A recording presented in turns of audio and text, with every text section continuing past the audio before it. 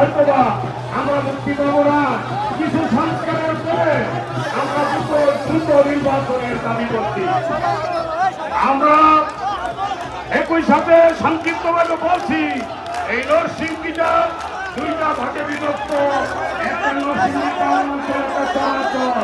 আপনারা জানেন 1 বছর পূর্বে এই পরিমাণ গিয়েছিল। আমাদের পুরো কার্যকলাপের কারণে শহরবাসীর যেন কোনো ক্ষতি না, সব যেন পুনরায় দেবে না যায়, সেই দিকে সকলের খেয়াল রাখতে হবে।